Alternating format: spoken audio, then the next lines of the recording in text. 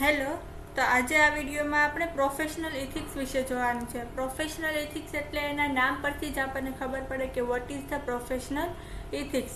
તો professional means કે આપણે કોઈ પણ સંસ્થા હોય, કોઈ બિઝનેસ હોય, કોઈ ઇન્ડસ્ટ્રી હોય, કોઈ બિઝનેસ મોટો બિઝનેસ હોય, ઇન્ડસ્ટ્રી હોય કે જેમાં આપણે વર્ક કરતા હોય, એઝ અ વર્કર હોય અથવા તો કર્મચારી હોય, કાર્ય કરતા હોય, તો તેમાં આપણે આપણી ઇન્ડસ્ટ્રી હોય અથવા તો બિઝનેસ હોય તો તેના આપણે લો હોય મીન્સ કે કાયદાઓ હોય છે એને આપણે પાલન કરવાનું હોય છે. પ્રિન્સિપલ્સ હોય છે, કાયદા હોય છે, તો તેને આપણે અનુસરવાનું હોય છે, પાલન કરવાનું હોય છે, તો તેને કહેવાય છે પ્રોફેશનલ ઇથિક્સ. તો જોઈએ what is the professional ethics.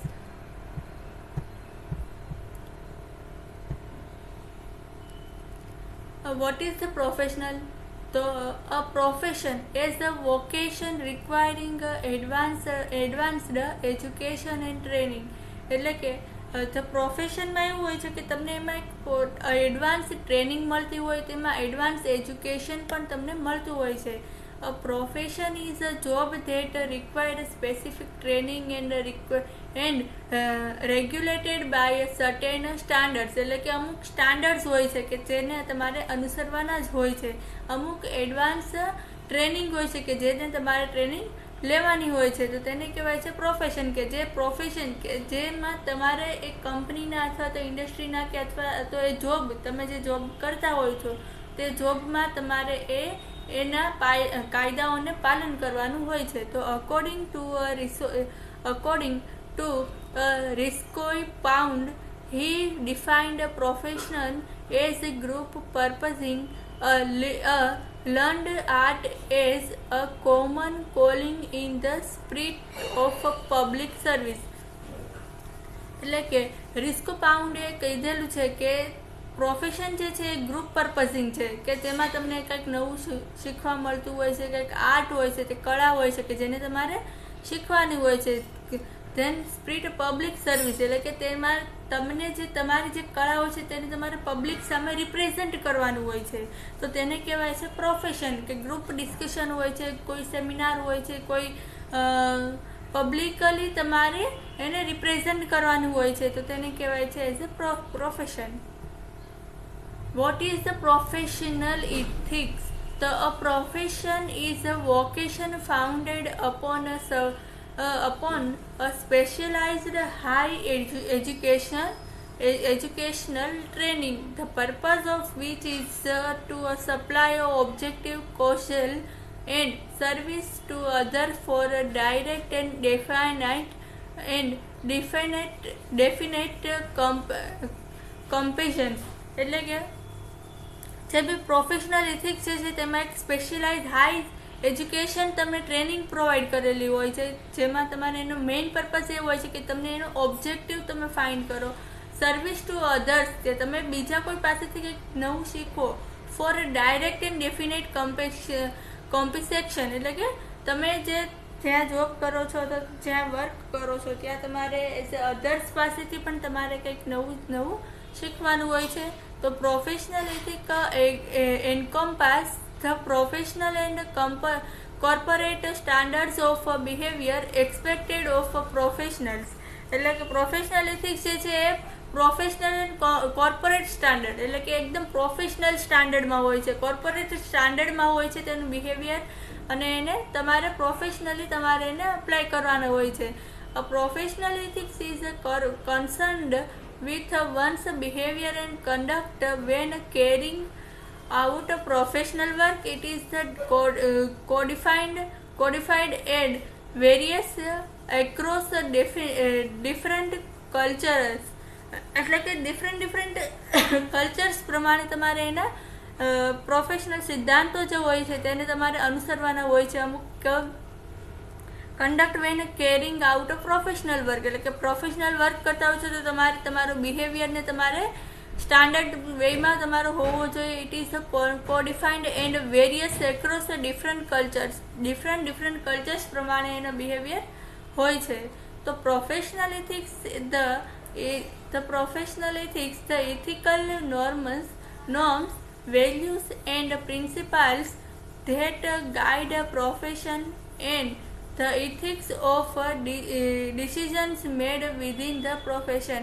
એટલે કે પ્રોફેશનલ ઇથિક્સ જે હોય છે તે શું હોય છે? ઇથિકલ નોર્મ્સ હોય છે, તેના વેલ્યુઝ હોય છે, પ્રિન્સિપલ્સ હોય છે that guide profession and the ethics of decisions made within the profession. એટલે કે તમે જે બી પ્રોફેશનલ ઇથિક્સમાં શું હોય છે કે તમારા જે કોઈ બી તમે કોઈ પણ કંપની હોય છે, બિઝનેસ હોય કે જ્યાં તમે જોબ કરો છો ત્યાં પોતાના પ્રિન્સિપલ્સ હોય છે, વેલ્યુઝ હોય છે, તેના નોર્મ્સ હોય છે, અલગ અલગ ડિફરન્ટ પ્રિન્સિપલ હોય છે, કાયદા હોય છે, તો તેને તમારે કમ્પલસરી અનુસરવાનું હોય છે. તો પ્રોફેશનલ ઇથિક્સના 3 ટાઈપ્સ છે. મીન્સ કે એક તો કોન્સિક્વન્સ બેઝડ ઇથિક્સ આઉટકમ્સ, એટલે કે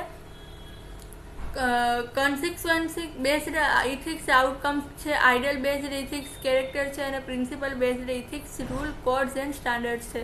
એટલે કે જે આઇડલ બેઝડ છે, કોન્સિક્વન્સ બેઝડ ઇથિક્સ આઉટકમ્સ જે છે પરિણામોને આધારિત ઇથિક્સ હોય કે જેમાં તમને અમુક આઉટકમ્સ મળતા હોય છે, પરિણામો જોવા મળતા હોય છે, રિઝલ્ટ જોવા મળતું હોય છે, તેને કહેવાય છે કોન્સિક્વન્સી બેઝડ ઇથિક્સ. જેમ છે outcome ideal based ethics character કે જેમાં આઇડલ બેઝડ ઇથિક્સના સિદ્ધાંતો હોય છે. ત્યારબાદ છે principal based ethics rule codes and standards, એટલે કે અમુક સિદ્ધાંત આધારિત ઇથિક્સ હોય છે જેના નિયમો હોય છે, કોડ હોય છે, અમુક ધોરણો હોય છે કે સ્ટાન્ડર્ડ્સ હોય છે કે જેને કાયદાઓનું પાલન તમારે કરવાનું જ હોય છે. તો 3 ટાઈપ્સ ઓફ પ્રોફેશનલ ઇથિક્સ છે, જેમાં કોન્સિક્વન્સ બેઝડ ઇથિક્સ છે, આઇડલ બેઝડ ઇથિક્સ છે અને પ્રિન્સિપલ બેઝડ ઇથિક્સ છે. હવે કોન્સિક્વન્સ બેઝડ ઇથિક્સ છે તેમાં અમુક તમારા પરિણામોને આધારિત ઇથિક્સ હોય છે, અને આઇડલ બેઝડ ઇથિક્સ છે તેમાં તમારા કેરેક્ટરને રિલેટેડ ઇથિક્સ હોય છે, કાયદાઓ હોય છે. પ્રિન્સિપલ બેઝડ રૂલ્સ છે, પ્રિન્સિપલ બેઝડ ઇથિક્સ છે તેમાં તમારે અમુક રૂલ્સ હોય છે, કાયદાઓ હોય છે, સ્ટાન્ડર્ડ્સ હોય છે, તો તેને તમારે પાલન કરવાનું હોય છે. ત્યારબાદ છે ડેફિનેશન ઓફ પ્રોફેશન ઇથિક્સ, એટલે કે મેઇન ડેફિનેશન શું છે પ્રોફેશનલ ઇથિક્સની? તો professional ethics banks 2003 explained that a code of ethics is usually a written document produced by a professional association, occupational regulatory body or other professional body with the started aim of guiding the practitioners who are members, protecting service user and safeguarding the reputation of the profession. એટલે કે બેન્ક્સે 2003માં definition આપી હતી professional ઇથિક્સની કે તેની અંદર તમારે એક return documents હોય છે, એ પ્રોવાઇડેડ બાય પ્રોફેશનલ એસોસિએશન, એટલે કે એક પ્રોફેશનલ એસોસિએશન, પ્રોફેશનલ સંસ્થા દ્વારા તમને એક રિટન ડોક્યુમેન્ટ્સ પ્રોવાઈડ કરેલું હોય છે. તેમાં તમને ઘણા બધા રૂલ્સ આપવામાં આવ્યા હોય છે, રેગ્યુલેશન્સ આપવામાં આવ્યા હોય છે, તો તે કાયદાઓનું તમારે શું કરવાનું હોય છે? પાલન કરવાનું હોય છે. અધર મેમ્બર્સ દ્વારા અધર તમારા કાર્યકર્તા હોય છે, પ્રેક્ટિશનર હોય છે, જેને તમારે સ્ટાન્ડર્ડને સમજાવવાના હોય છે, તો તેની પાસેથી તમારે સમજવાનું હોય છે, તો તેને કહેવાય છે profession ethics. The Secondary Education Commission has stated their teachers will not look upon their work as an unpalatable means of carrying a scanty living, but as an avenue through which they are rendering significant social services as well as finding some measure of self-fulfillment and self-expression.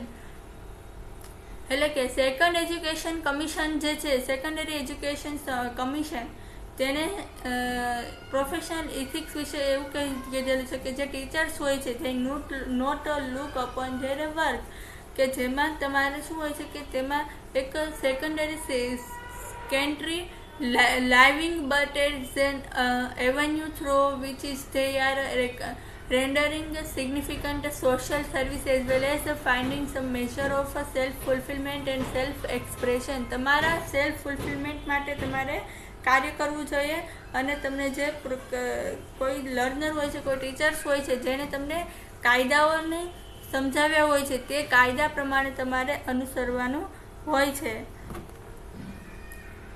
ત્યારબાદ છે concept of professional ethics. એનો main concept શું છે professional ઇથિક્સનો? તો the professional ethics is a set of beliefs that teachers accept concerning relationships with students, colleagues, employers and partners, or guardians and caregivers of children, all of whom are stakeholders in the life of the teachers. Thus, the principals guide the teachers in their daily activities in working with their stakeholders. Main concept છે professional ઇથિક્સનો કે જેમાં તમારે teachers હોય છે કે જેને accept concerning a relationship with student, એટલે કે તેને મલ્ટિપલ રિલેશનશિપ હોય છે બધા સાથે, જેમ કે સ્ટુડન્ટ સાથે હોય, કલીગ્સ સાથે હોય, એમ્પ્લોયર્સ હોય, પેરેન્ટ્સ હોય, ગાર્ડિયન્સ હોય, કેરેગિવ્સ હોય કે ચિલ્ડ્રન્સ હોય છે. આ બધા સાથે એને એક stack holders in the life of the teacher, એટલે કે એને દરેક જે બી રિલેશનશિપમાં હોય છે દરેક લોકો સાથે એને શું હોય છે કે દરેક કાયદાઓને અનુસરવાના હોય છે. This principal guide the teachers in their daily activities. તેનું ડેઇલી એક્ટિવિટીઝ એ છે કે દરેકને પોતાના કાયદાઓ સમજાવે અને તેને સાથે વર્ક કરે. Professional ethics give a certain set of broad principles derived in a turn from a spectrums of values which are arrived at after deep philosophical reflection on the nature and role of the profession in the life of mankind. એટલે કે જે બી professional ethics આપણને અમુક certain set broad of principal derived in the term of a spectrum, એટલે કે જે professional ethics જે છે આપણને અમુક બ્રોડ પ્રિન્સિપલ સમજાવે છે. મલ્ટિપલ એના કાયદાઓ હોય છે, સિદ્ધાંતો હોય છે તે આપણને સમજાવે છે. તે philosophical reflection on the nature and role of the professional in the life making, એટલે કે જે બી આપણે કાયદાઓ હોય છે તેને આપણી ડેઇલી લાઈફમાં આપણે એને અનુસરવાના હોય છે. પ્રોફેશનલ ઇથિક્સ આપણને જે છે બહુ મોટા પ્રિન્સિપલ, વધારે બ્રોડ પ્રિન્સિપલ ડિરાઇવ્ડ, એટલે કે મલ્ટિપલ બ્રોડ પ્રિન્સિપલ કાયદાઓ હોય છે તે આપણને અનુસરવાના હોય છે. કોમ્પોનન્ટ્સ ઓફ પ્રોફેશનલ ઇથિક્સ, એટલે કે પ્રોફેશનલ ઇથિક્સના મલ્ટિપલ કોમ્પોનન્ટ્સ જે છે તે આપણને some professional organization may define their ethical approaches in the terms of a number of discrete components typically does include, એટલે કે અમુક પ્રોફેશનલ જે ઓર્ગેનાઇઝેશન્સ જે છે તેને અમુક ઓબ્જેક્ટિવ ડિફાઇન કર્યા છે કે જેમાં ફર્સ્ટ ઓફ ઓલ છે હોનેસ્ટી મીન્સ કે પ્રામાણિકતા. તમે જે કંઈ જોબ કરો છો ત્યાં તમારી પોતાની પ્રામાણિકતા હોવી જોઈએ. ઇન્ટિગ્રિટી મીન્સ કે અખંડિતતા હોવી જોઈએ. ટ્રાન્સપરન્સી હોવી જોઈએ. જવાબદારી મીન્સ કે ટ્રાન્સપરન્સી હોવી જોઈએ. એક અકાઉન્ટેબિલિટી હોવી જોઈએ. અકાઉન્ટેબિલિટી મીન્સ કે તમારી જવાબદારી, તમારા પોસ્ટ પ્રમાણેની તમારી જવાબદારી હોવી જોઈએ. કોન્ફિડન્શિયાલિટી, કોન્ફિડન્ટ હોવો જોઈએ તમને. ઓબ્જેક્ટિવિટી મીન્સ કે તમને ગુપ્તતા હોવી જોઈએ. મીન્સ કે રિસ્પેક્ટફુલનેસ, એટલે કે માન હોવું જોઈએ. દરેકને તમારે માન આપવું જોઈએ અને માનથી જ તમારે લોકો સાથે વ્યવહાર કરવો જોઈએ. ઓડિયન્સ ટુ ધ લો, એટલે કે કાયદાનું પાલન, અમુક કાયદાઓનું પાલન તમારે કરવાનું હોય છે. તો ફર્સ્ટ ઓફ ઓલ જોઈએ what is the honesty is means કે refers to a fact of moral characters and denotes positive virtues, attributes such as integrity, truthfulness and straightforwardness, along with the absence of lying, lying, cheating or theft. એટલે કે honesty is the best policy. If I lose my honor, I lose myself. એટલે કે કોઈ પણ જૂઠાણ છે, છેતરપિંડી છે અથવા તો કોઈ ચોરીની ગેરહાજરી સાથે આપણે સકારાત્મક સચ્ચાઈ જેવા ગુણોનો ઉલ્લેખ કરવો જોઈએ. એટલે કે આપણે સચ્ચાઈથી, હોનેસ્ટીથી આપણે જવાબદારીઓ નિભાવવી જોઈએ. કોઈ પણ જૂઠાણ કે છેતરપિંડી અથવા તો ચોરી જેવી ચોરી સામે આપણે આપણી સચ્ચાઈને સચ્ચાઈનો ઉલ્લેખ કરવો જોઈએ.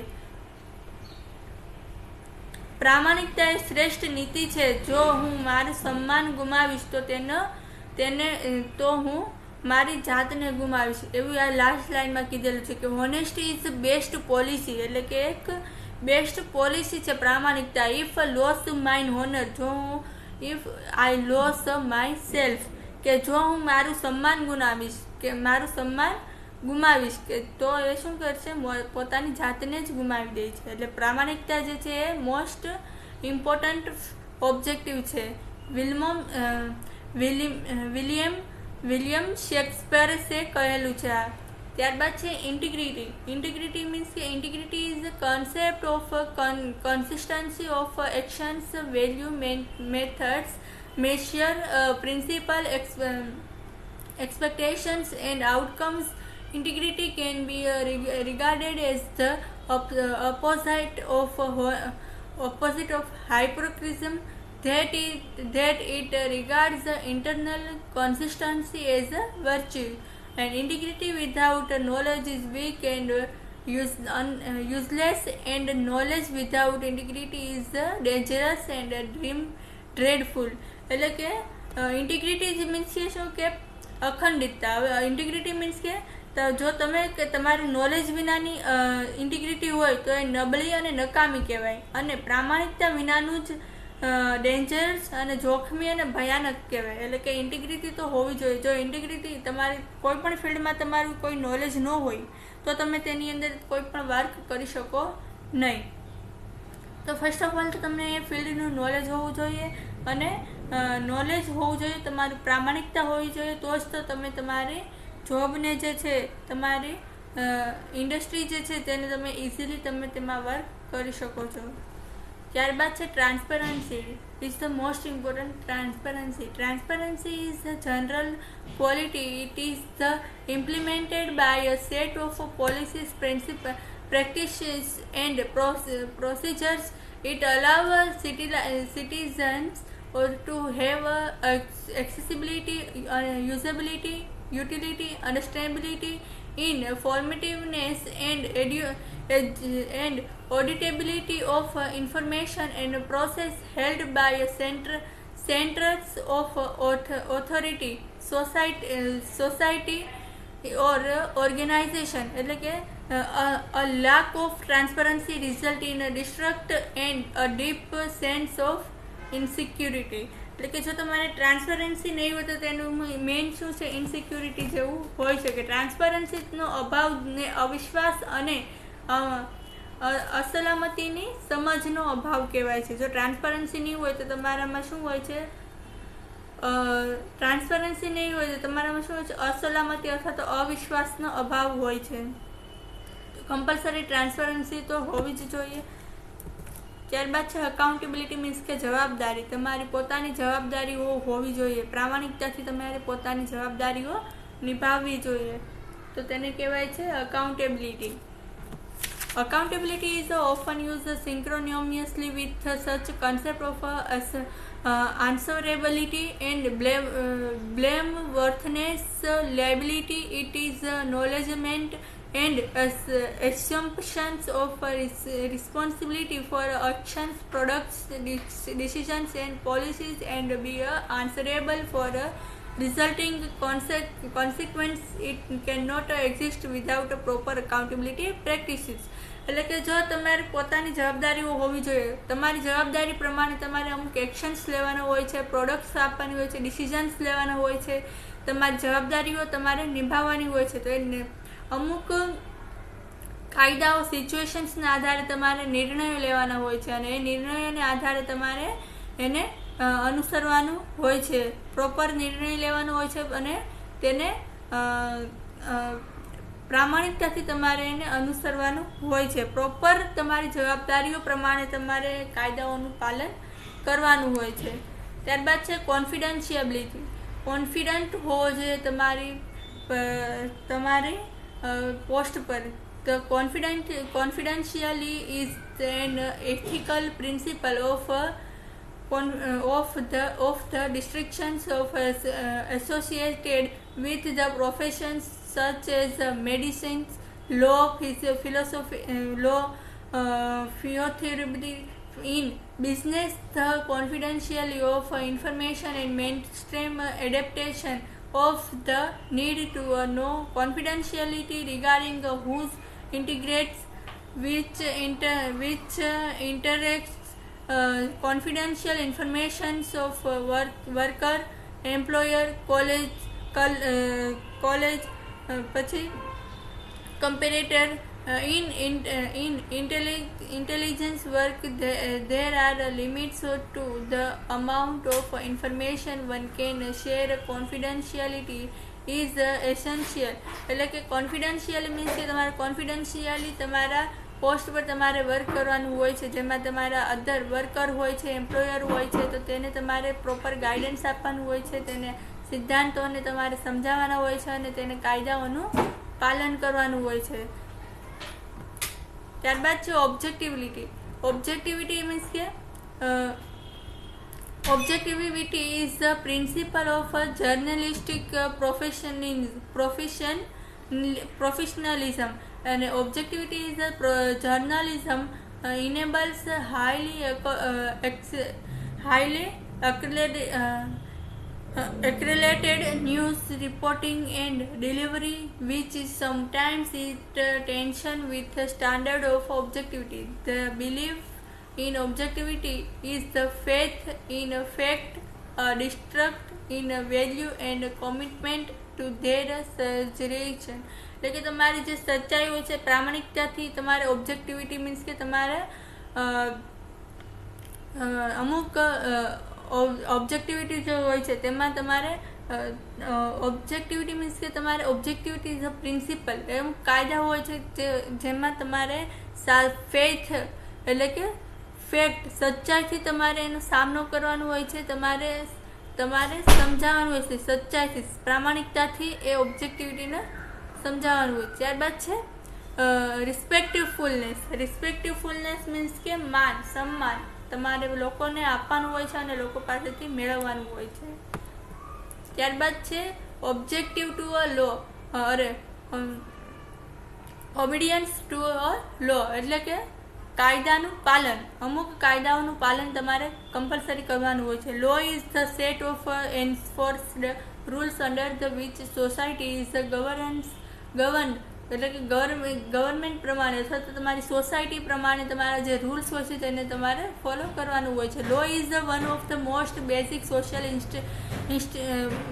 Social institutions and one of the most necessary. The law thus establish the rules that define a person's rights and obligations. The law also set penalties for people who violate those rules. એટલે કે અમુક લોકોને તેના rules જો છે તેને જો violates કરે અથવા તો એને ભંગ કરે રૂલ્સનો, તો એને પેનલ્ટીઝ ભરવાની હોય છે, તો એ તમારે પેનલ્ટીઝ ભરવી પડે છે. In fact law frequency are changed to reflect changes in society needs and attitudes. Law is the system of rules and guidelines which are enforced through a social institutions to govern behavior. And unjust law is itself a species of violence, arrest for its branches more so. Obedience law means કે શું હોય છે કે તેમાં તમારે કાયદાઓનું પાલન કરવાનું હોય છે. જે રૂલ્સ સોસાયટી પ્રમાણેના જે કાયદાઓ હોય છે, ગવર્મેન્ટના જે કાયદાઓ હોય છે તેને કમ્પલસરી તમારે પાલન કરવાનું હોય છે. અને જો તમે કાયદાઓનો ભંગ કરો છો, તમે તે કાયદાઓને અનુસરતા નથી, તો તમારે તેની પેનલ્ટીઝ ભરવી પડે છે. તો તમારે કમ્પલસરી બધા કાયદાઓનું પાલન કરવાનું હોય છે. તો આજે આપણે પ્રોફેશનલ ઇથિક્સ વિશે જોયું. પ્રોફેશનલ ઇથિક્સના ઓબ્જેક્ટિવ્સ જોયા, પ્રોફેશનલના ટાઈપ્સ જોયા, પછી ડેફિનેશન્સ જોઈ, ઓબ્જેક્ટિવ્સ જોયા અને કન્સેપ્ટ જોયા અને એના કોમ્પોનન્ટ્સ જોયા. કોમ્પોનન્ટ્સની અંદર હોનેસ્ટી જોઈ, ઇન્ટિગ્રિટી જોઈ, transparency, accountability, confidentiality, objectivity, responsiveness, respectfulness and obedience to the law વિશે જોયું. Thank you.